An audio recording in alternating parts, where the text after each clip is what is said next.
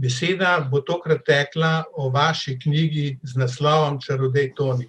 Nam jo lahko predstavite? Ja, mogoče najprej tisti zunanji del oziroma tisto, kar človek najprej prime v roke. Vsi tisti, ki so zdaj že imeli jo možnost pogledati, prijeti, prevzeti, pravijo, da je že na vtip čudovita. Je pač trda vezava, vse skupaj je notri šivano, tako da listi ne padajo kar tako sem ter tja. Tudi pogled, ko pogledate ta napis Čarodej Toni, je malo čaroben, tako kot se pač za knjigo Čarodeja Tonija spodobi. Vse skupaj se malo sveti, malo se blesketa pod lučjo in moram reči, da je 240 strani branja, vmes pa nekaj čez 100 fotografij, dovolj dober razlog, da nekdo vzame to v roke in prebere. In kar me najbolj veseli, prvi odzivi so takšni, da marsikdo to prebere v enem kosu, tudi berejo do polnoči do zjutraj, kaj ti pravijo, da vse skupaj kar vleče iz ene zgodbe v drugo in tako prideš do konca. So pa zgodbe sestavljene iz mojega življenja, od otroštva pa vse do današnjih dni. Kdaj ste pričeli s pisanjem? Ja, če ne bi bilo korone, nas ne bi bilo zdaj tule na tej zvezi, niti tega izdelka ne bi bilo tule pred menoj na mizo. Pisati sem začel 31.3.2020, povsem nenačrtno, saj sem imel malo malih možganih, da bom nekoč to storil, ampak nikakor ne, da bo to tisti dan. In potem sem 23 večerov in lahko rečem tudi jutr včasih pisal in potem čez dan premleval, kaj bom še napisal zvečer. In to je trajalo in kot rečeno, po 23 dneh je nastal tale material. Ampak ko sem tapnil zadnjo piko, sem si rekel, si vdahnil, to je to. No, seveda, ni šlo tako enostavno.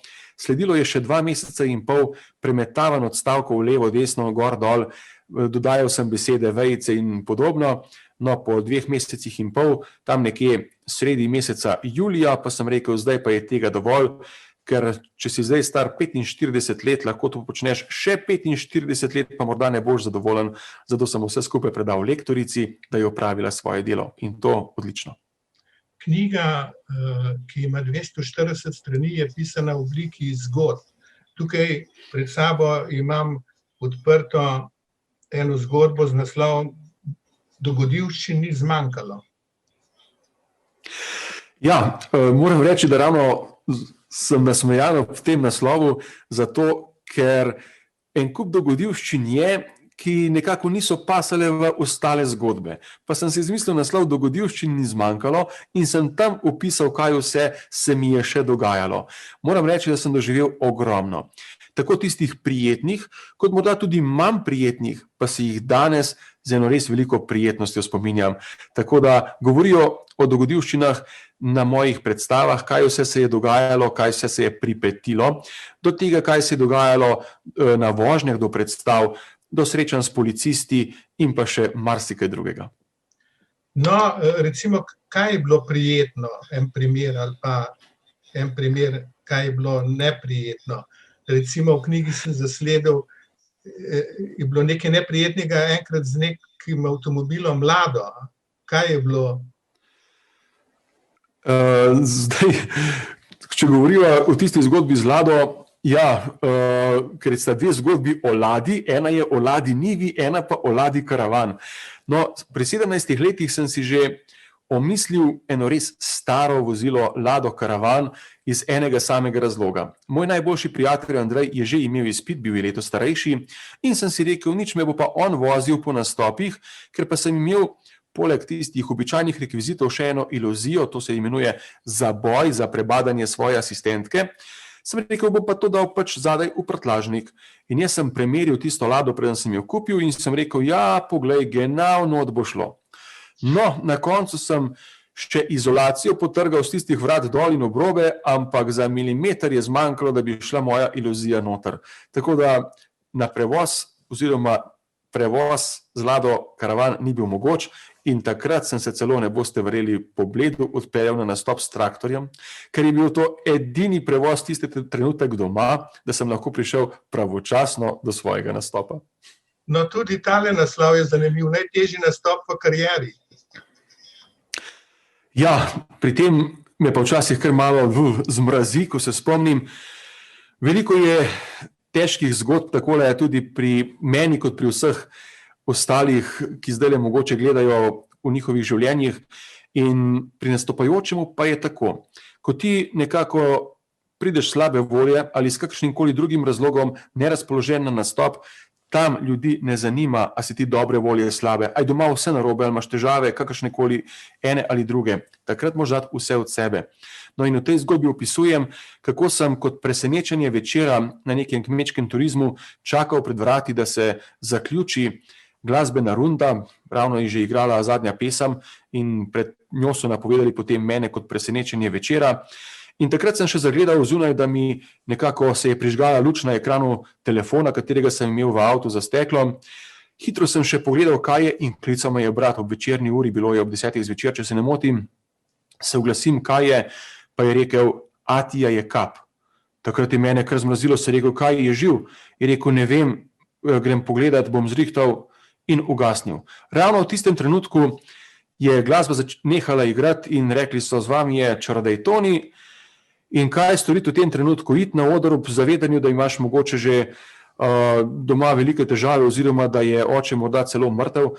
In takrat sem nastop ne vem kako izpeljal in ne boste verjeli, čez nekaj let me ena gospa spomni na ta nastop, je rekla, a ja, vi ste pa ta gospod, ki ste nas zabaval tam na Babnem vrtu, joj, koliko ste bil dober, še nikoli v življenju se nismo toliko smejali in zabavali kot takrat. Se je rekel, gospa, to je bil moj najtežji nastop v karieri. Je rekla, zakaj, smo bili tako slaba publika. Se je rekel, ne, bili ste že v redu, ampak povedal sem to zgodbo in je rekla, ne morem verjeti, da ste tako profesionalno vse to izpeljal. No in zdaj, ko tole govorim, je, hvala Bogu, oče še živ. No, tole je zgodba, ki vsebuje prijetno in neprijetno komponento. Ne? Tako je, točno tako. No, sedaj pa prosim, če lahko še poveste, od kdaj je bila v vas ta želja, da postanete čarodej? Če po pravici povem, tako daleč mi spomin sploh ne seže. Odkar vem za sebe, sem komaj čakal, da bom kje zagledal kakšnega nastopajočega, da bom videl kakšen cirkus, tudi čarodeja, ampak to je bilo zelo redko. Doma, kje pa interneta sploh ni bilo, na televiziji pa smo imeli samo 2 programa, prvega in drugega, televizija Slovenija, takrat še mislim, da TV Ljubljana, pa še drugi je bil precej meglen in vse, kar je bilo od teh zabavnih programov, je bilo enkrat mesečno srečanje z Mitom Trefaltom, ko nas je zabaval v različnih njegovih oddajah. In takrat je na vsake toliko časa gostil kakšnega zabavljača, kakšnega čarodeja in to sem potem požiral s takšnimi očmi. No, seveda, Mito Trefalt je bil nekako moj vzornik še kasneje, kajti moram reči, da mi je bil zelo všeč njegov pristop do ljudi, pristop nastopanja. Skratka, kasneje sem imel tudi možnost ga v svoji karieri osebno spoznati, kar si štejem v eno tako posebno čast. No, prosim, če še malo poveste, kako ste se naučil teh čarovnij, glede na to, da šole ni? Ja, glede na to, da šole ni bilo, njo ni in pa glede na to, da ni bilo interneta, to vedno poudarjam, ker otroci in mladi danes rečejo, pač greš na internet, ne, saj ni problem. Ja, takrat ga ni bilo. In prva stvar, ko sem začel s čaranjem, ko sem našel prvi rekvizit na kmečki ohceti na Bledu, ko je Marjan Drofenik prodajal rekvizite in sem kupil strojček za izdelavo denarja. Mislil sem, da ga bo kmalu cel kup doma, ko vmes to mašina v tisti papir not in ven, bilo je seveda vse prej kot to. No, kasneje pa sem skupaj s prijateljem, ki se je s tem že ukvarjal, postal nek tandem, da sva skupaj čarala, ustvarjala, kako in kaj.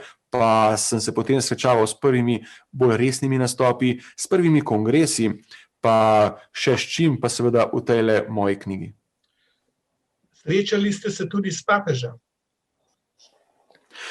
Ja, to je bila pa taka ena prijetna izkušnja, ki mi je bila, bom kar rekel, dana od nekje, ko je moj sin, danes tudi že čarodej Jan, lahko rečem, bil pri Birni, smo se odločili, da se nekako takrat čez pol leta odpravimo v Rim in res, ko smo se skupaj odpravili tja, smo doživeli prvo vrsto presenečenje. Ko smo se postavili za fotografiranje, smo bili vsi prepričani, da bo na fotografiji poleg nas samo še lepo ozadje, tisto v Vatikanu, katero vidimo običajno na televizijskih ekranih. No in kar naenkrat je prišel do nas papež, podal roko našemu gospodu župniku, tudi nekaterim od naše skupine in se postavil zraven, se slikal z nami in njegove besede mi bodo ostale zavedno v spominu, rekel je, Bled, Slovenija, potica, potica. Omenil ste sina, ki ga že vključujete v predstave. Koliko je star in na kakšen način ga vključujete? In kako vam sledi? Ja, moram reči, da je tudi ena taka zelo zanimiva zgodba, ki je opisana v knjigi. On je pri svojih 8 letih nekoč rekel, jaz bi bil tudi čarovnik. Sem rekel, v redu, in sem ga začel učiti manjše te lažje čarovnije, lažje trike. In potem se je dogajalo kot naročeno to, da sem bil redno tedensko povabljen na nekatere televizijske ekrane v otroške oddaje, in sicer takrat TV Pink, SI in pa TV3. In sina sem imel s seboj, ker otroška oddaja je pač fino, da je še nek otrok zraven nekaj takega počel. In potem je do svojega 10. leta, se pravi v 2 letih, imel že kar nekaj nastopov, cirka 80, večinoma po televiziji. Potem pa me je nek večer šokiral in rekel, jaz ne bom več čaral, jaz bom igral klavir. Jaz sem samo debelo pogledal, so rekel, v redu, pač jaz te bom podpiral pri tem, kar boš pač počel. In zgodba je tekla tako dalje. 2 leti je rekel, se bom učil, da se malo naučim za svojo dušo, potem pa spet čarovnik. In ne boste verjeli, res je bilo tako. Po 2 letih je spet zagrabil, bom rekel, čarobno palico, postal moj tonski tehnik, že pri 12-13 letih se seveda izobraževal in pa izpopolnjeval pri delu. In zdaj le že kar nekaj let tudi sam nastopa. Najbolj pa sem srečen, kadar gre z menoj, da pripravi ozvočenje, luči in vse potrebno, kajti ima odličen posluh za glasbo in tole mi res veliko pomaga. Če bo želel postati oziroma ostati to bodoče, ima odlično poslano, ukolikor bo počel še kaj drugega, kot kaže, da bo, pa bo imel tudi vso mojo podporo.